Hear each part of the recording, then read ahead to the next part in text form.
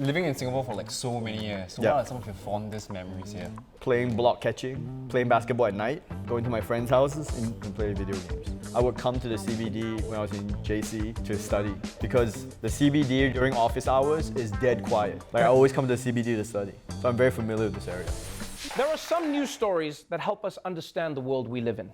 And there are some news stories that are just stupid. For those, we turn to Ronny Chieng.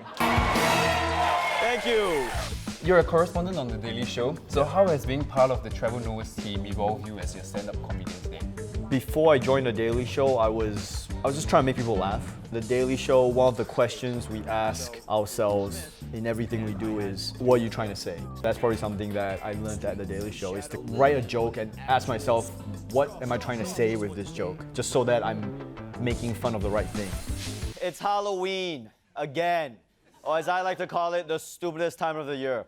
Because you've got dumb kids coming to your house begging for candy, and then you have everyone else trying to come up with a costume that's topical but also hot. Oh, look at me, I'm sexy quid pro quo. What does that even mean? So growing up, watching stand-up comedy, who are some of your inspirational comedians? Growing up, there were a lot of Singaporean comedians that I love watching. I think Hossein Leong, the smartest, funniest comedian. Bill Burr is a big inspiration for me. Dave Chappelle, huge inspiration. I really like Todd Barry. His sarcasm, I think, is hilarious. Trevor Noah's storytelling is amazing. There's hardly a comedian I watch who I don't learn something from, I think, or admire. You're making money telling jokes, you gotta have something going for you. If you weren't doing stand-up comedy today, what do you think that you'll be doing right now? Probably I'd be working at Accenture in KL, IT consulting. They were the only people to offer me a job when I was coming out of college. Okay, so you said that you are so Singaporean, you've traveled all around Asia. You don't even know me. I don't even know him. You don't even know how Singaporean I am. Could you share some of your best and worst memories of being in Singapore? I used to play at the Dragon Playground.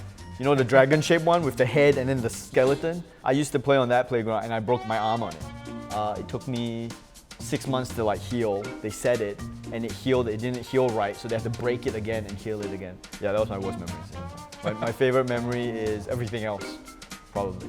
What's next for Ronny Chieng? I got a Netflix special coming out December 17th. It's a stand-up comedy special. It's 1 hour. I filmed it in America and I'm excited for it to come out. Asian comedian destroys America. Starring stand-up's most ruthless comedian, Ronny Chieng. He's coming after the US of A. in Uncle Sam's own backyard. Nothing can stop his merciless pursuit. It's the comedy event that will decimate American society. You won't believe his scathing judgments. Any words of advice for aspiring in stand-up comedians? Don't. Don't do it. It's tough. It's a very tough job. You have to be very self-aware, I think, if you want to try stand-up comedy. You have to kind of know yourself, whether your jokes are working or they're not working, because it's very hard for anyone else to tell you that they're not working. You also have to be willing to sacrifice a lot. You have to be willing to sacrifice your time. You're probably not going to make any money. You're probably going to be working day and night when you start out.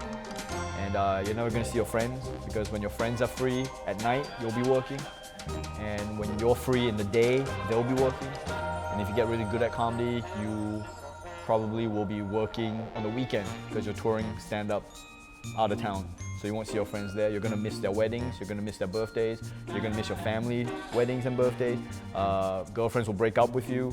But if you can deal with all of that, if you can still find the joy in doing stand-up, then it might be for you, you know? It's a crazy obsession.